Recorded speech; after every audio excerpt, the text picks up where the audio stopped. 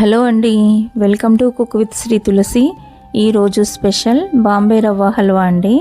దీనిని సూజీ హల్వా అని కూడా అంటారు. మనకు స్వీట్ తినాలి అనిపించినప్పుడు ఈ హల్వాను చాలా ఈజీగా కేవలం 10 నిమిషాల్లోనే తయారు చేసుకోవచ్చు. ఇది చాలా అంటే చాలా రుచిగా ఉంటుంది. మీరు కూడా ఒకసారి ఇలా ట్రై చేసి చూడండి. తయారు చేసే విధానం చూద్దాం రండి. ముందుగా స్టవ్ పై ఒక ప్యాన్ పెట్టుకుని అందులో 3 టేబుల్ స్పూన్ల నెయ్యి వేసుకోవాలి.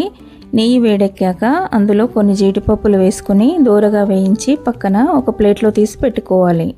ఇప్పుడు అదే నెయ్యిలో 1 కప్పు రవ్వ వేసుకుని బాగా కలుపుతూ ఉండాలి. ఇక్కడ స్టవ్ సిమ్లోనే పెట్టుకుని రవ్వను ఫ్రై చేయాలండి. ఫ్రై అయిన రవ్వను ఒక ప్లేట్లో తీసి పక్కన పెట్టుకోవాలి.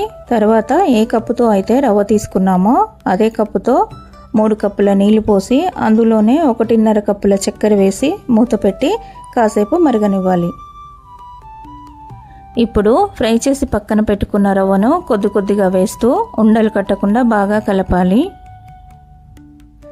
ఈ విధంగా హల్వా సాఫ్ట్గా వచ్చే వరకు అడుగంటకుండా కలుపుతూనే ఉండాలండి.